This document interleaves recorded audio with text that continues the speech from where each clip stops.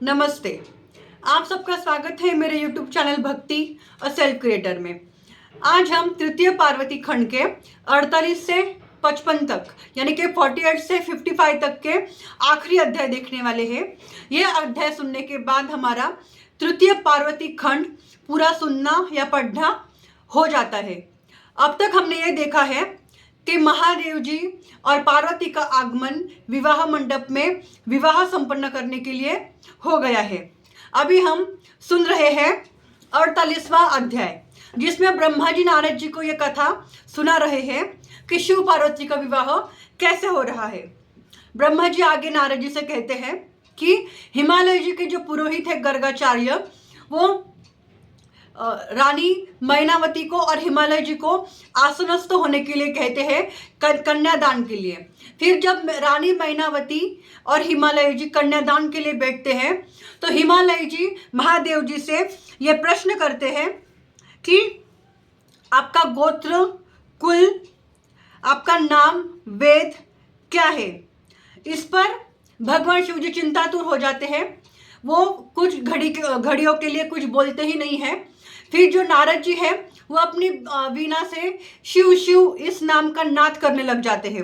इस पर हिमालय जी नारद जी को हट से चुप करा देते हैं और कहते हैं कि आप चुप हो जाए, मैं भगवान शिव जी से उनका गोत्र, प्रवल, कुल पूछ रहा हूँ। इस पर जो नारद जी है भगवान, वो अपने मन में भगवान शिव जी का स्मरण करते हुए हिमालय जी से कहते हैं कि आप ये कैसे मूर्खतापूर्वक प्रश्न भगवान शिव जी से कर रहे हो। इनका गोत्र और कुल तो साक्षात ब्रह्मा और विष्णु जी को भी नहीं पता है। यह तो अरूप, परब्रह्म, प्रकृति से परे, निर्विकार, निराकार, माया के मायाधीश, पर से भी परे है। वो अपने इच्छा से शरीर धारण करते हैं, जिनके अनेकों नाम है। इनके समान तो कोई गोत्र, शिव ही साक्षात एक गोत्र है, उन्हें किसी गोत्र की जरूरत है ही नहीं।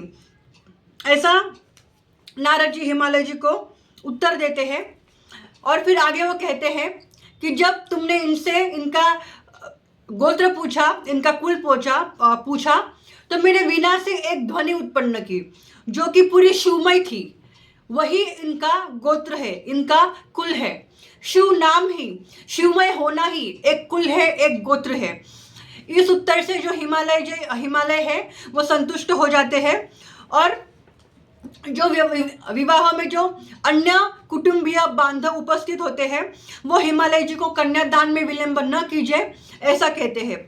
फिर हिमालय जी बिना संकोच ही भगवान शिव शंकर को सविधि अपनी कन्या दान करते हैं और कहते हैं कि हे परमेश्वर, मैं आपको अपनी कन्या अर्पित करता हूँ, आप इसे अपने भार्या के रूप में स्वीकार कर प्रसन्न होइए। फिर मंत्र उच्चारण द्वारा सब विधि मार्ग संपन्न होते हैं। हिमालय जी विधि में ब्राह्मणों को कुछ द्रव्य दान करते हैं और फिर वेद पढ़े जाते हैं ब्राह्मणों द्वारा और शिव जी और पार्वती जी का अभिषेक होता है। बड़ा ही आनंद और उत्साहवर्धक वातावरण वहाँ पे बन जाता है। अभी हम सुन रहे हैं 49वां अध्याय यानी कि अध्याय नंबर 49। इस अध्याय में वर्णन आ रहा है कि ब्रह्मा जी आगे कह रहे हैं कि हिमालय ने अपनी पुत्री के कन्यादान हुआ पार्वती का। उसके पश्चात वहाँ पे एक हवन कुंड तैयार किया गया। फिर वहाँ पे हवन अग्नि प्रज्वलित की गई और उस अग्नि में शिव पार्वती दोनों ने ही आहुतियाँ दी। उस अग्नि की शिव जी ने पार्वती के साथ परिक्रमा की। फिर ब्रह्मा जी आगे कहते हैं कि पार्वती के मुख चंद्र को देख उस समय मुझसे कुछ वीर्यपात हो गया। उससे मेरे बाल खिल्य ऋषि उत्पन्न हुए। जैसे ही नारद तुम्हें ये बात पता चली, तुमने उस बाल खिल्य ऋषियों को गंधमादन पर्वत पर जाने के लिए कहा। फिर उन सभी बाल खिल्य ऋषियों ने भगवान शिव जी को नमस्कार कर वह गंधमादन पर्वत पर चलने के लिए आरूढ़ हुए। फिर मुझ ब्रह्मा ने इस अपराध के लिए भगवान शिव जी से क्षमा मांगी और उन्होंने मुझे बड़े करुण मन से क्षमा भी कर दिया। फिर मैंने यानी कि मुझ ब्रह्मा ने शंकर जी की स्तुति की और शिव जी ने प्रसन्न होकर मुझे वर दिया कि जाओ तुम और सृष्टि बनाओ। और ये बात सुनकर सबको बहुत आनंद हुआ। अभी हम सुन रहे हैं 50वां अध्याय। इस अध्याय में वर्णन आता है कि ब्रह्मा जी नारद जी से कहते हैं कि इसके पश्चात मैंने भगवान शिव जी का शेष विवाह कार्य कराया। फिर भगवान शिव जी ने माता पार्वती की मांग में सिंदूर भरा।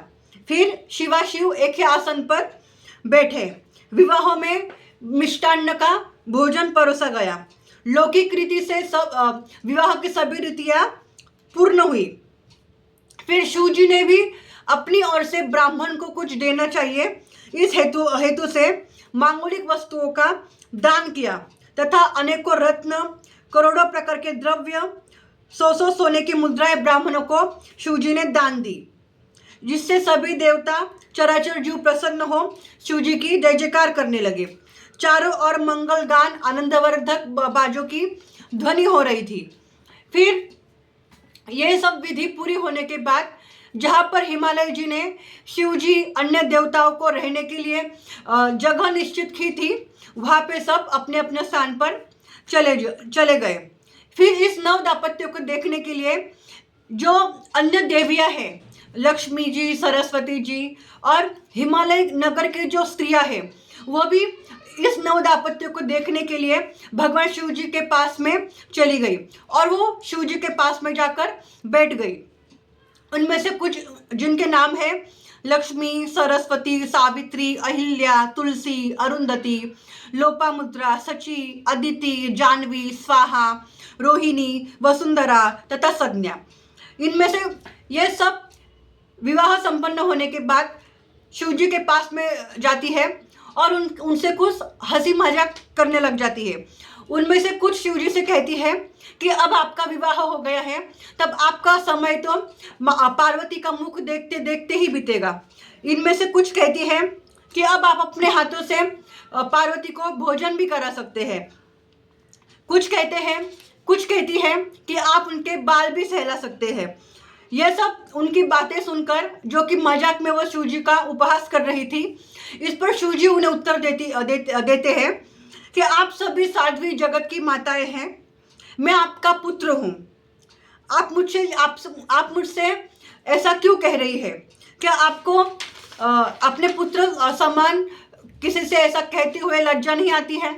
ये सब सुन के जो वो स्त्रियाँ होती है, वो पुतले के समान कुछ देर के लिए चुप हो जाती है, मौन हो जाती है। फिर वहाँ से चले जाकर अपना अन्य काम करने लग जाती है और जलपान ग्रहण कर भोजन ग्रहण करती है।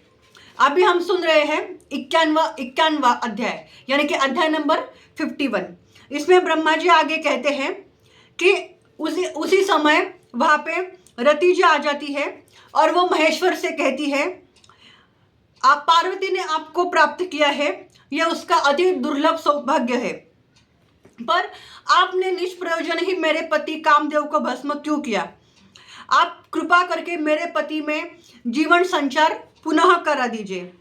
इस विवाह में सभी सुखी है, पर मैं ही एक दुखी हूँ क्योंकि मेरे पति मेरे साथ नहीं है।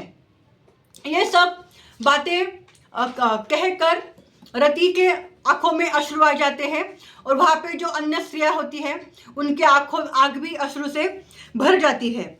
ये देखकर शिव जी रति पे प्रसन्न होते हैं और रति अपने साथ जो कामदेव का भस्म लाई होती है, उस पर एक शिव जी अपनी दृष्टि डालते हैं और वो दृष्टि डालते ही उस भस्म से कामदेव पुनः जीवित हो जाते हैं। यह समय वो होता है जब श्री कृष्ण के यहाँ पे कामदेव का जन्म प्रद्युम्न के नाम से होना होता है।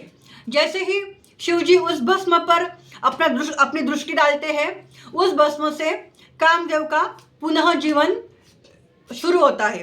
कामदेव पुनः जीवित हो जाते हैं और जैसे ही वो जीवित होते हैं, वो भगवान शिव जी को प्रणाम करते हैं और भगवान शिव जी से कहते हैं कि यदि आप प्रसन्न हैं तो मेरे अपराधों को क्षमा कीजिए। फिर शिव जी ओम कहकर ये कहते हैं कि विष्णु जी के पास में जाकर खड़े हो जाओ और अपने मन का यह भय त्याग दो, मैंने तुम्हें क्षमा कर दिया है। फिर कामदेव विष्णु जी के पास में जाकर खड़े हो जाते हैं तथा बाद में शिव जी पार्वती को अपने बाईं तरफ बिठाकर उसको विवाह का भोजन खाने के लिए कहते हैं। फिर जैसे ही ये विधि पूर्ण होती है, सब अपने स्थान को जाने के लिए स्थान के लिए चले जाते हैं, जहाँ पर हिमालय जी ने उनको रहने के लिए ठहरने के लिए स्थान का नियोजन किया था। उस समय जब सब अपने स्थान पर आराम करने के लिए, विश्राम करने के लिए जाते हैं, उस समय भी मांगलिक शब्दों की विघ्ननाशक वेद ध्वनि आकाश से गूंज ही रहे थे। सब विष्णु जी, ब्रह्मा, इंद्र, ऋषि मुनि सभी अपने अपने मुख से भगवान शिव जी की स्तुति ही कर रहे थे, जय जयकार ही कर रहे थे। अभी हम सुन रहे हैं 52वां यानी कि 52 नंबर अध्याय।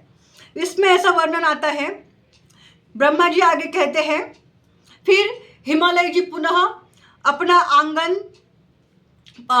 सजाते हैं, उसे धो लिप कर सुगंधित द्रव्य उसमें छिड़कते हैं और भगवान शिव जी को अन्य देवताओं के साथ वहाँ पे भोजन के लिए पुनः निमंत्रण भेजते हैं। फिर जहाँ पे शिव जी, उनके गण, बाकी अन्य देवता जहाँ पे ठहरे होते हैं, वो अपने अपने स्थान से पुनः हिमालय के आंगन में जाते हैं भोजन ग्रहण करने के लिए। विष्णु जी है उनकी गणों की अलग पंक्ति बैठती है, जो शिव जी है उनके गणों की अलग पंक्ति बैठती है, जो चंडी है उसके गण अलग अलग भोजन कर रहे होते हैं। मतलब हर देवता के जो गण है वो अपने अपने अलग पंक्ति में बैठकर भोजन ग्रहण कर रहे होते हैं। फिर वहाँ पे शिव जी, सभी देवता एक दूसरे से वार्ता करते करते, हास्य उपहास करते करते भोजन ग्रहण करते हैं। फिर भोजन ग्रहण करने के बाद वहाँ पे धर्मराज का भी आगमन होता है। फिर धर्मराज शिव जी को प्रणाम करते हैं और फिर उनके धर्मराज के निवेदन पर शिव जी उनके पीछे पीछे चलते हैं और सभी ऋषियों की वंदना करते हैं और अन्य ऋषि और देवता भी शिव जी की वंदना करते हैं, उनका जय जय शब्द अपने मुख से उच्चारते हैं। अभी हम सुन रहे हैं 53वां यानी कि अध्याय नंबर 53। इसमें ब्रह्मा जी आगे नारद जी से कह रहे हैं कि सभी जो देवता है, इनमें से जो कुछ ऋषि हैं, मुनि हैं, वो वहाँ से विदा होने के लिए तैयार हो जाते हैं। फिर कुछ कुछ अपने स्थान पर जाने के लिए उद्यत होते हैं, यानी कि जाने के लिए चल पड़ते हैं। फिर जो हिमालय है वो देवताओं से, भगवान शिव जी से कुछ दिन और हिमालय पर्वत पर ठहरने की विनती करते हैं। यह विनती सभी देवता और शिव जी स्वीकार करते हैं और देवता कहते हैं कि आप त्रिलोकी में आपके समान कोई पुण्यधारी नहीं है जिसको भगवान शिव जी जामात के रूप में मिले हैं। उस समय भी आकाश में वेद ध्वनि, साधुवाद की ध्वनि होती रहती है, स्तुति भी चल रही होती है। फिर ऐसा करके भगवान शिव जी, अन्य देवता हिमालय और मैनावती के यहाँ पे 4 दिन ठहर जाते हैं। 4 ही दिन वहाँ पे शिव जी का और अन्य देवता का यथोचित सत्कार, भोजन ग्रहण कराना होता है, उनका आदर सत्कार होता है। हिमालय की और मैनावती की ये इच्छा ही नहीं होती है कि वो सभी देवताओं को, भगवान शिव जी को तथा पार्वती को वहाँ से, हिमालय पर्वत से विदा करे। पर जो सप्तर्षि है वो हिमालय के पास में जाते हैं और उनसे कहते हैं कि अभी 5 दिन हो गए हैं। वो कुछ शिव तत्व हिमालय जी को समझाते हैं और शिव जी को विदा करने का अनुरोध करते हैं। इससे बड़े बेमन से हिमालय जी स्वीकार कर लेते हैं, क्योंकि वो बेमन से इसलिए स्वीकार कर रहे होते हैं कि शिव जी को विदा करना मतलब अपने पार्वती को खुद से दूर करना होता है। पर फिर भी लोक रीति के वजह से हिमालय जी सप्तर्षियों का ये अनुरोध स्वीकार कर लेते हैं और शिव पार्वती की विदाई के लिए तैयार हो जाते हैं। फिर उसी समय जो मैना है वो उच्च स्वर में रोने लग जाती है तथा पार्वती के नेत्र भी अश्रुओं से भर जाते हैं। तब ये दृश्य देखकर जो शंकर जी है वो अन्य देवताओं के साथ आगे चले जाते हैं और आगे चढ़कर रुक जाते हैं। पीछे जो मैनावती है, पार्वती है, उनका रुदन हो रहा होता है। मैना के अश्रु नेत्रों में अश्रु भर जाते हैं अपने पुत्री की विदाई के लिए और पार्वती को भी अपने माता पिता का विरह होने का बहुत दुख होता है। अभी हम सुन रहे हैं 54वां अध्याय। जब पार्वती अपने उसके आंखों में अश्रु होते हैं अपने माता पिता से दूर होने के लिए, तभी जो रानी मैनावती है उसकी एक सखी होती है जो एक ब्राह्मण पत्नी है, वो वहाँ पे आती है और पार्वती से ये कहते हैं कि मैं तुम्हारी माता मैनावती की सखी हूँ और मैं तुम्हें पतिव्रता धर्म कैसे निभाना होता है उसका उपदेश करना चाहती हूँ, इससे तुम इसे ध्यानपूर्वक सुनो। फिर वो जो द्विजा है यानी कि ब्राह्मण पत्नी है वो पार्वती से कहती है कि वह पतिव्रता स्त्री धन्य और पूज्य है जो अपने स्वामी को परमेश्वर मान उसकी सेवा करती है। वो जो अपने पति की सेवा करती है वो हर स्थान पर सुखी भोगती है और अन्य लोक में भी सुख की ही पात्र होती है। आगे वो कहती है कि ये जो सावित्री है, लोपामुद्रा है, अरुंधति देवी है, शांडिल्या है, शत्रुपा है, अनुसया, लक्ष्मी, स्वधा, सती, सज्ञा, सुमति, श्रद्धा, मैना तथा स्वाहा, ये सभी पतिव्रता ही है। अगर मैं तुम्हें इनके बारे में पूरा सविस्तर में बताना चाहूँ तो हमें तो ये समय भी कम पड़ेगा। फिर भी मैं संक्षिप्त में तुम्हें कुछ बताना चाहती हूँ पार्वती, तो तुम ये सुनो।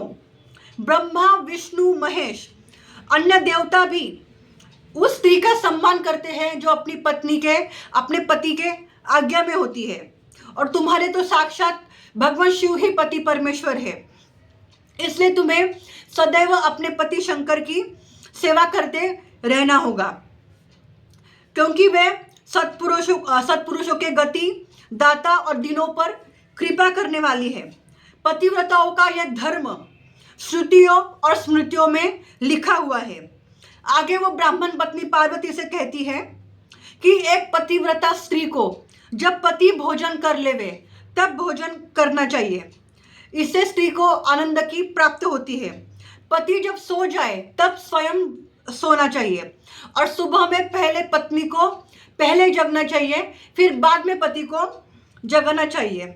उसे सदैव अपनी पति की प्रिया बने रहना चाहिए। कभी भी बिना अलंकार पहने हुए अपने पति के सामने नहीं जाना चाहिए और अगर पति परदेश गया हुआ हो तो उसे बिल्कुल भी श्रृंगार नहीं करना चाहिए। पतिव्रता स्त्री को यह उचित है कि वो अपने पति का नाम न लेवे।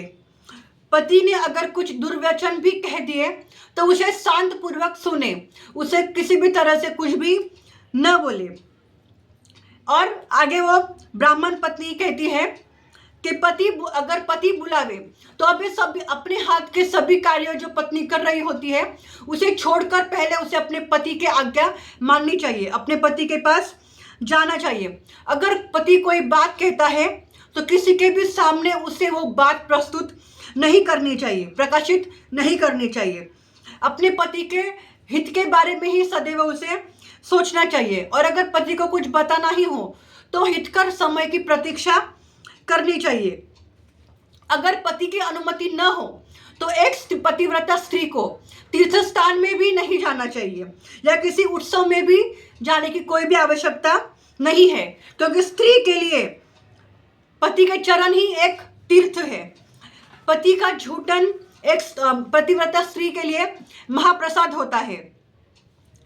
देवताओं, पितरों तथा अतिथियों को बिना भोग लगाए कभी भी नहीं खाना चाहिए। सेवक, गौ और भिक्षुक को भी भोजन देना चाहिए। हमें घर में जो सामग्रियाँ चाहिए होती है उसे हम उसका हमेशा संगठन करने का ध्यान रखना चाहिए। पति की आज्ञा के बिना स्त्री को कोई व्रत या उपवास भी नहीं करना चाहिए, क्योंकि बिना आज्ञा के, पति के आज्ञा के कोई व्रत भी फल नहीं देता है, परलोक में भी उसका कार्य बिगड़ता है। अगर पति रोगी भी हो, वृद्ध भी हो, दुखी भी हो, तभी भी पत्नी को उसका उल्लंघन नहीं करना चाहिए। जब स्त्री रजोकाल में, जब यानी कि स्त्री धर्म में, जिसे हम कहते हैं जब हम स्त्रियों के 4 दिन चल रहे होते हैं, तब हमें ग्रह का कोई भी कार्य नहीं करना चाहिए। ऐसा वर्णन तृतीय पार्वती खंड के महाशिव पुराण के 53वें अध्याय में आ रहा है। आगे वो स्त्री पार्वती को कहती है कि जब हम रजो धर्म में हो, 4 दिनों में हो, तब हमें ग्रह का कोई भी कार्य नहीं करना चाहिए।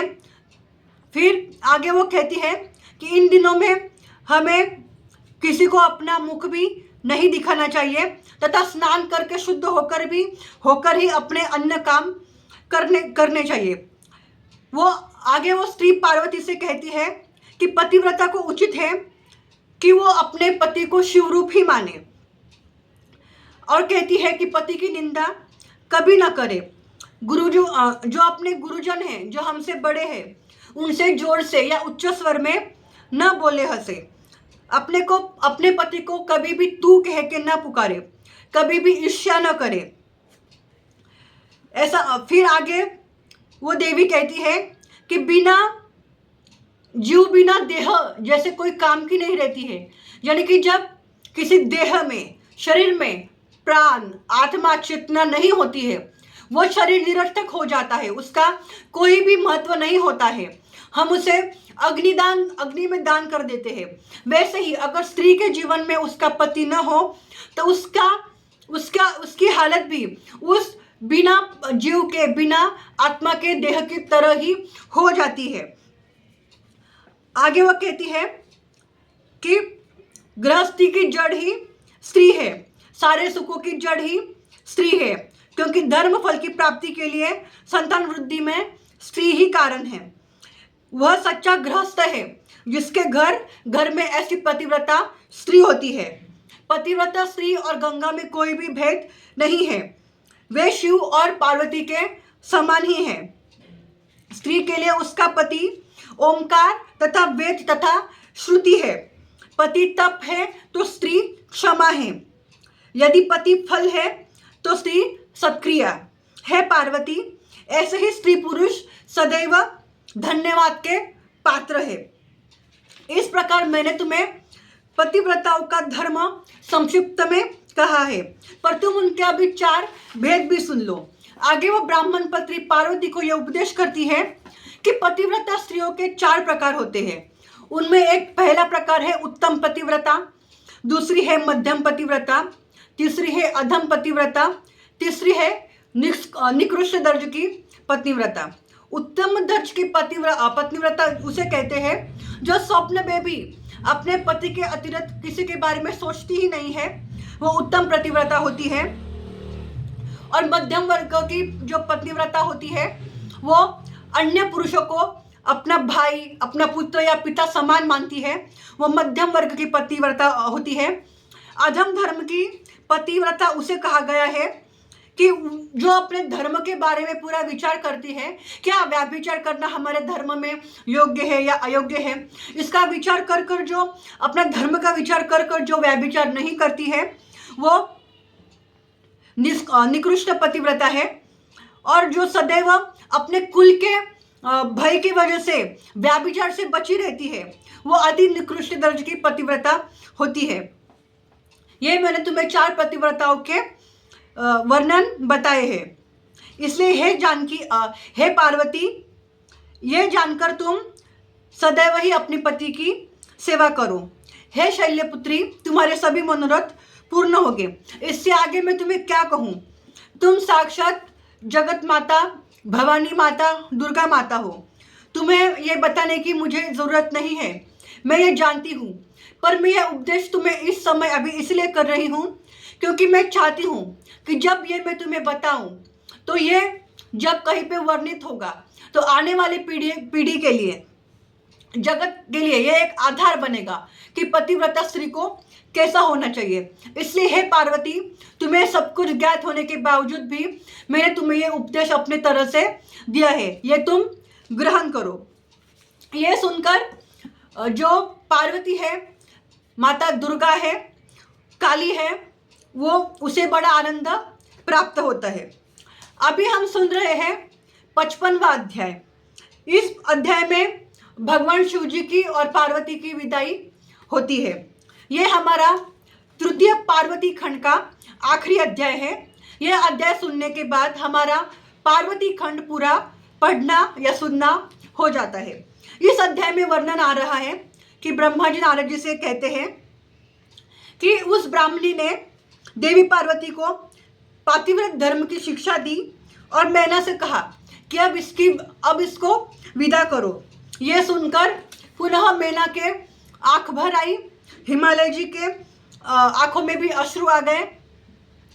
फिर अपने मन को शांत कर पार्वती ने बड़ी श्रद्धा से, भक्ति से अपने माता पिता गुरु को प्रणाम किया और हिमालय ने पालकी मंगाकर देवी पार्वती को उस पर चढ़ाकर उन्हें आशीर्वाद दिया।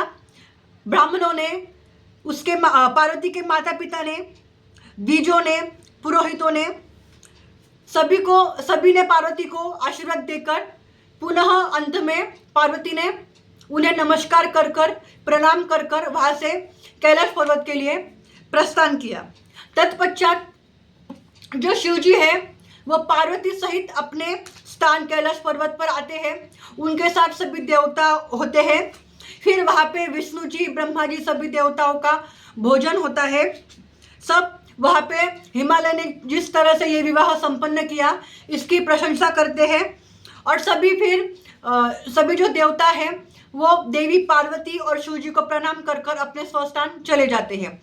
फिर जो ब्रह्मा जी है और जो विष्णु जी है वो महादेव जी को प्रणाम कर अपने स्थान पर जाने की आज्ञा मांगते हैं। फिर सभी देवता, ब्रह्मा, विष्णु जी अपने अपने स्थान पर लौट जाते हैं। उसके पश्चात में वहाँ पे सिर्फ कैलाश पर्वत पर शिव जी के गण ही होते हैं। फिर शिव जी भी कैलाश पर्वत में स्थित हो पार्वती के साथ विहार करने लग जाते हैं और उनके जो समस्त गण है वो उनका भजन करने में लग जाते हैं। फिर आगे ब्रह्मा जी नारद जी से कहते हैं कि हे नारद, मैंने तुम्हें अभी ये शिव पार्वती के विवाह का वर्णन किया है जो शोकनाशक, आनंददायक, आयुवर्धक है। जो शिव जी में मन लगाकर यह सुने या सुनावेगा वह शिवलोक को प्राप्त करेगा। यह आख्यान परम अद्भुत और मंगलकारी है। सब विघ्न इससे शांत होते हैं तथा समस्त व्याधियों का नाश होता है। इस आख्यान से यश की प्राप्ति, स्वर्ग तथा आयु को देने वाला, पुत्र और पौत्रों को बढ़ाने वाला, कामदायक, भुक्ति मुक्ति प्रदायक है। इससे अल्प काल में मृत्यु नहीं होती, महान शांति और कल्याण का दाता है। इससे बुरे स्वप्नों की शांति होती है। यह बुद्धिदायक खंड है तथा ज्ञानदायक खंड है। यह शिवजी को सभी अवस्था में प्रसन्न करने वाला, विशेषतः शिवजी के प्रतिष्ठापना के समय इसे अवश्य ही पढ़े तथा शिव संबंधी जब कर्म हम कर रहे होते हैं तो आरंभ में हमें इसे पढ़ना चाहिए। इसके पढ़ने से शिवजी प्रसन्न होते हैं, इसमें कोई भी संदेह नहीं है। जो पवित्र होकर शिव पुराण को पढ़ते हैं उनके सभी कार्य सिद्ध होते हैं। यही सत्य है, यही सत्य है, ऐसा ब्रह्मा जी नारद जी को कह रहे हैं। हमारा यहाँ पे अभी तृतीय पार्वती खंड, ये जो शिव पुराण का एक प्रकार है वो पूरा समाप्त हो चुका है। अब तक हमने महाशिव पुराण के विद्येश्वर संहिता, द्वितीय रुद्र संहिता, द्वितीय सती खंड और तृतीय पार्वती खंड पूरे सुन लिए हैं या पढ़ लिए हैं। अभी अगले वीडियो में हम एक नए खंड के साथ या एक शिव पुराण के नए प्रकार को सुनने के लिए सज्ज है। तब तक के लिए हम कहते रहेंगे हर हर महादेव, हर हर महादेव, सांब सदाशिव, सांब सदाशिव।